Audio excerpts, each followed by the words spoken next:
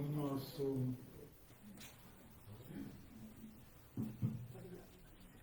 nosso boa noite a todos. Que Deus nos abençoe, nosso Pai, o nosso Criador, Jesus, o nosso guia, nosso modelo, nosso amigo de todos os momentos, os guias da casa, que mantém a casa aberta junto com os encarnados, que possamos todos sintonizar nessa mesma vibração do bem, da luz, que possamos estar abertos a fim de receber aquilo de que necessitamos, todos nós. Todos nós somos necessitados do auxílio divino, e quando nós reconhecemos isso e buscamos, tornamos mais fácil a recepção das energias, desses socorros que todos nós precisamos para que nos ajude a enfrentar as situações da vida. Nosso tema da noite de hoje é Evangelho no Lar. A FEB tem uma campanha permanente de diversos temas. Um deles é suicídio não, aborto não. Tem um que diz não às drogas, não é eutanásia. E tem a campanha do Evangelho no Lar. Então ela tem já um conteúdo montado a respeito do assunto, falando dessa importância. Mas nós vamos recordar que aprendemos com Allan Kardec, quando ele trata da família, que o relaxamento dos laços de família leva a um aumento do egoísmo. Nós estamos vivendo em sociedade. E nós percebemos que a sociedade tem dificuldades hoje em manter apertados os laços de família. Já na época de Kardec, ele preocupava com isso e ele já perguntava lá atrás, no século XIX, a respeito das consequências de nós deixarmos que se relaxem os laços de família. Porque a família, ela é a célula básica da sociedade. Nós vemos aí guerras, violências, dificuldades em toda parte. E aí é uma proposta de que na família nós tenhamos paz. Porque os indivíduos vêm da família. Cada um de nós veio de uma família. Nós tivemos uma formação na nossa família. A educação que nos foi dada, tudo isso foi no ambiente do lar. Graças aos nossos pais, ou aqueles encarregados da nossa educação, nós tivemos ali alguns princípios recebidos. E quando isso escasseia, porque a preocupação daqueles que formam uma família sejam somente as questões terrenas, seja somente os ganhos, seja somente satisfação de coisas imediatas, sem uma preocupação em relação àqueles que conosco convivem.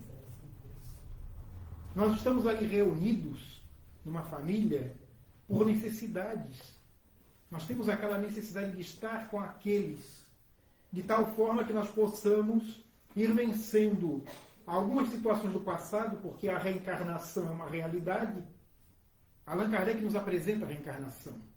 Outras filosofias acabam nos apresentando a reencarnação, mas o Espiritismo fala da reencarnação como um processo evolutivo em que não pode haver retrocesso. Nós não podemos voltar aos animais, nós só podemos avançar no sentido da angelitude. André Luiz fala, e Emmanuel, que depois estamos na humanidade e caminhamos, ainda com dificuldade, para alcançar a angelitude, isto é, para alcançar a nossa perfeição relativa. Todos nós vamos um dia alcançar essa perfeição relativa. Nós já fomos primitivos, hoje nós estamos civilizados, e amanhã, se nós nos esforçarmos, nós vamos conseguir domar as más inclinações que nós temos, os vícios, as imperfeições, e alcançarmos uma situação de plenitude, de harmonia com Deus, de harmonia com os nossos irmãos mais elevados do universo. Lógico, tudo isso é uma conquista de cada um. Cada um de nós somos muito semelhantes, mas cada um está ali no seu nível de aprendizado. E a família faz parte dessa caminhada. Aquilo que nós vivemos. A família são, como diz o Espírito, são os sonhos, são as vivências. Porque nós, estando juntos ali, nós vamos desenvolvendo sentimentos também. Se nós vivêssemos isolados, como desenvolver o sentimento? Como desenvolver ali algumas virtudes, quais sejam de aprender a cuidar de alguém, de dar o seu tempo, de dar atenção, de conduzir? Como? Se nós vivêssemos isolados do mundo. Mas vivendo no pequeno agrupamento, nós vamos exercitando aos poucos essas qualidades, essas virtudes, até que elas estejam realmente desenvolvidas e estabelecidas em cada um de nós. Mas aí os Espíritos fazem uma sugestão para facilitar essa unidade, essa aproximação, para que nós possamos ter ali um pouco mais de equilíbrio, um pouco mais de fé, um pouco mais de harmonia. Eles propõem que seja feito o chamado Evangelho no lar. O embasamento está em Mensagem de Bezerra de Menezes, que fala da necessidade do Evangelho, de Joana de Ângeles, de Emmanuel. Todos eles são unânimes em afirmar que é preciso acender uma luz nas nossas casas, uma luz no lar de cada um. De tal forma, como diz Joana de Ângeles, convida o Cristo para estar contigo uma vez por semana, diz ela. Que ele esteja, para que ilumine a tua casa, diz Joana de Ângeles. Então nós precisamos, e vai dizer Bezerra de Menezes, o Evangelho deve ser divulgado e deve ser implantado nas nossas casas, diz Bezerra de Menezes, de tal forma que vença essas situações de guerra, de agressividade, a partir da família, a partir de cada um, que possa nos apaziguar, porque há locais em que as pessoas vivem em guerra, vivem com ressentimentos, vivem com mágoas, têm dificuldade de se entender. Mas o Evangelho é essa luz, é essa mensagem que vai nos alteando a visão e fazendo com que cada um possa ver melhor, compreender melhor a vida, melhor as situações. Então nós nunca vamos perder o tempo quando nós fazemos uma atitude como esta, de trazer a mensagem de Jesus e na nossa própria casa nós pudermos lê-la, pudermos estudá-la, pudermos refletir em torno dela, de tal forma que ela vá nos sensibilizando. É preciso haver uma sensibilização nossa. Na sociedade a gente fica um pouco embrutecido em função de tantas coisas que vão acontecendo. E essa sensibilização é fundamental para nós. Para que nós alquemos o nível nosso, mental, da vibração, e sintonizemos com aqueles mais elevados, que facilite a ação deles. Nesse texto da FEB, ele coloca aqui algumas finalidades do Evangelho. Uma dessas finalidades é que nós possamos nos reunir em torno de um assunto saudável. Que haja uma aproximação, uma fraternidade nossa. Porque nós temos dificuldade hoje com a internet, com as atividades, com as redes sociais, as pessoas têm dificuldade de se reunir por alguns instantes em torno de um objetivo comum e que seja saudável para todos. E esse Evangelho já faz com que nós estejamos ali juntos, a família, sente ao redor da mesa, converse, ouça, pense em torno desses objetivos. Outro objetivo, facilitar a ação daqueles que desejam nos ajudar. Facilitar a ação daqueles que desejam nos ajudar. Os nossos irmãos, eles estão ansiosos por nos ajudar. Nós somos da guarda.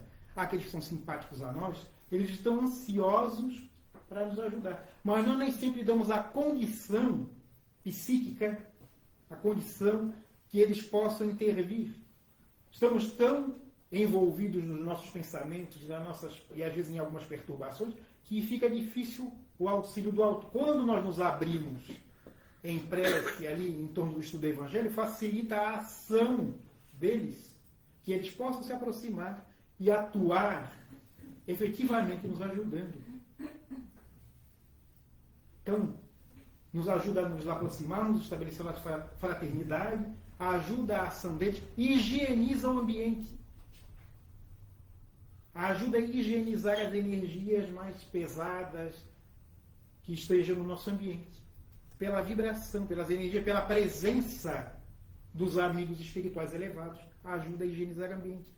Alguns irmãos nossos desencarnados são socorridos também, que estejam ali, às vezes um familiar desencarnado, ou outro irmão que não seja conhecido, mas que esteja ali desencarnado, eles acabam sendo assistidos naquele momento do Evangelho, porque é um momento de vibração, é um momento de prece, é um momento de pensamentos bons. Então facilita o recolhimento deles, o encaminhamento desses que estão conosco ali. Então, quantos benefícios nós temos em uma questão que é o Evangelho, que é uma questão que não é difícil de fazer. A prática do Evangelho lá não é difícil de fazer.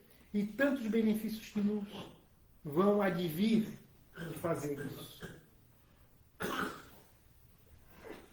É lógico que o Evangelho ele vai ser lido com o objetivo de que ele possa nos impregnar e que nós possamos dali auxiliarmos os adultos, nós adultos na nossa reeducação, porque nós já sofremos uma educação quando criança, mas na formação das crianças e dos jovens é na sua formação, na sua educação, que tem a ver com os princípios que nós passamos e tem a ver também com o exemplo, é lógico, daqueles que são responsáveis. Porque quando a gente fala alguma coisa e a gente não faz, fica difícil daquele que recebe a informação assimilar. Alguns até assimilam, porque são até um pouco mais evoluídos que nós. Mas o importante é que nós sempre demos os exemplos àqueles que estamos falando. É como aquele caso do pai, que nós já narramos aqui, do pai que foi ao circo, levou os 2 filhos, um de 7 anos, outro maiorzinho, e aí chegou lá, e aí dizia, menor de 7 anos não paga. E aí o moço perguntou, qual é que está de ter seu filho? Ele falou, ele já tem 8. E aí o homem disse, mas você não precisava ter me dito. Se você tivesse dito que ele tem 7, ele pagava meia, pagava menos.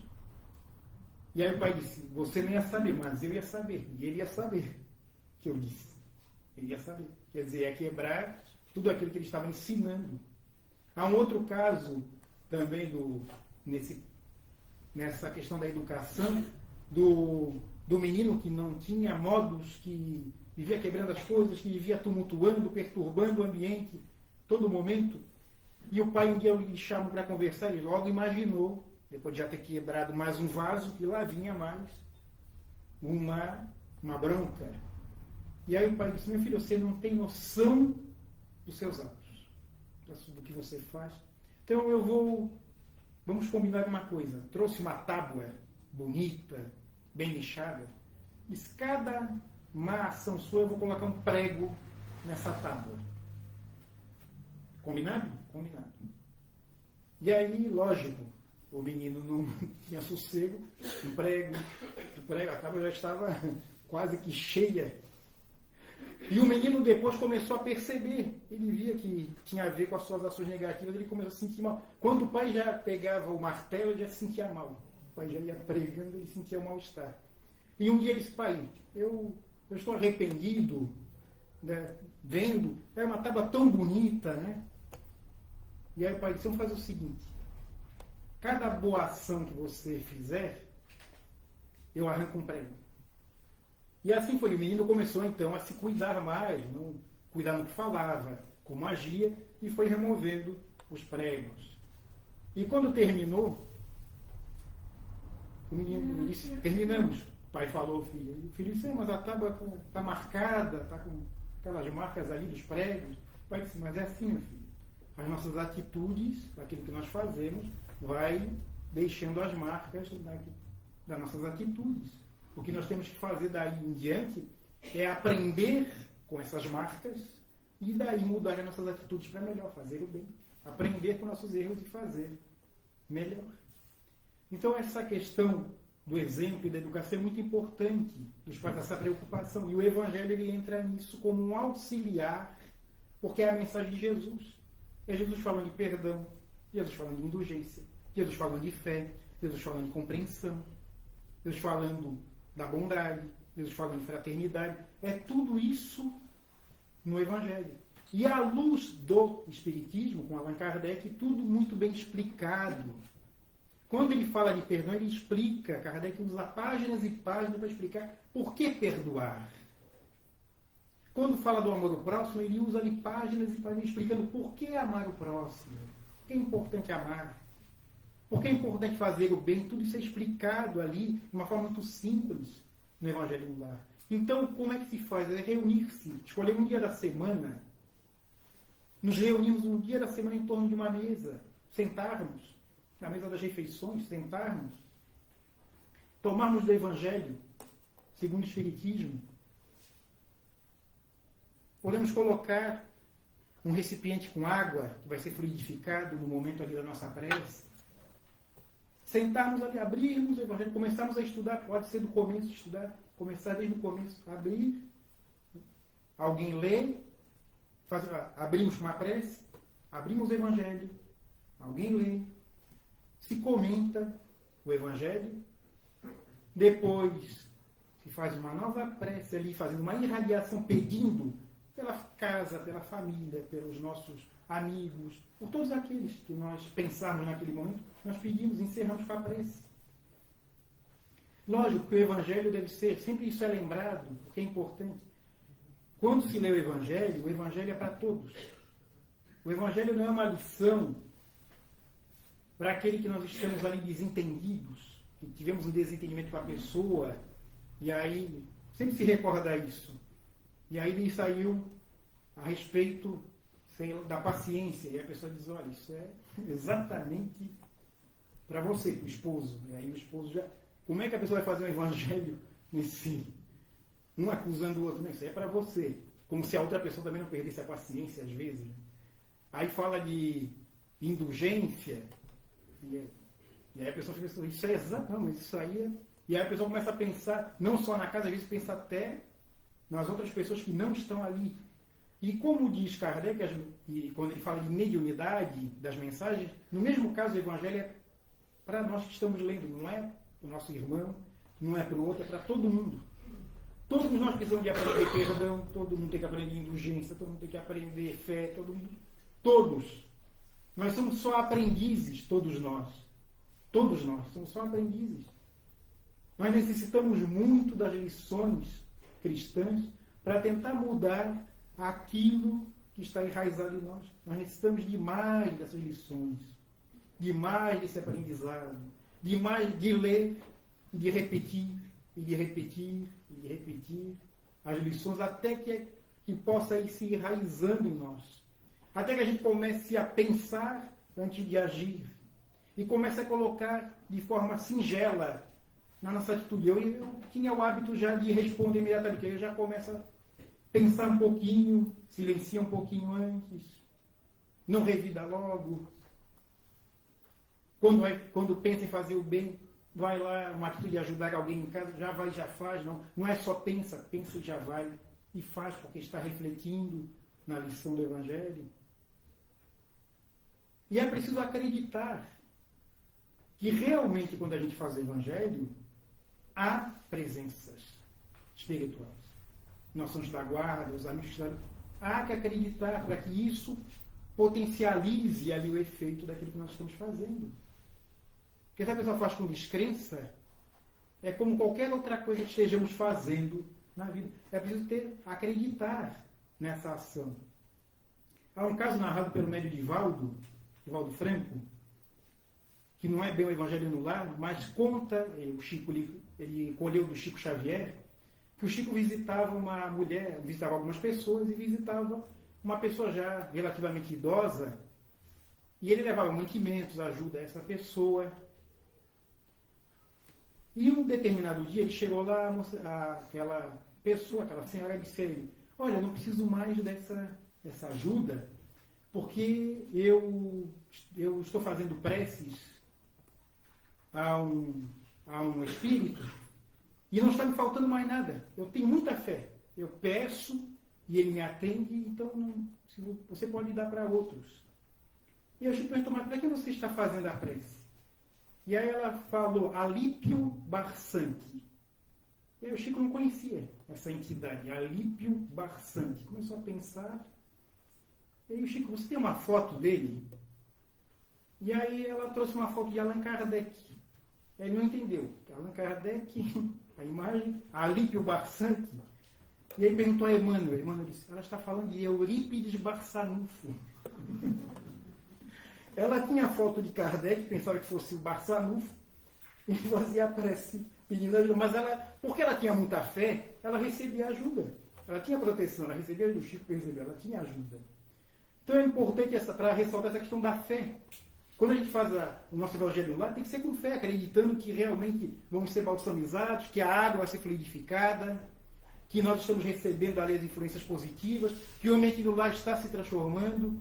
E com o continuar, com o hábito, a gente percebe que o ambiente se transforma quando faz o Evangelho no lar. Percebe de uma forma sutil as vibrações naquele momento que a gente não está sozinho, a gente está reunido com amigos do bem, que desejam nos ajudar, que desejam nos levantar, que desejam que nós saímos dali melhor para a luta da vida, para enfrentar as coisas, com otimismo, com fé e com bondade também, por que não dizer? Bondade para ajudar as pessoas.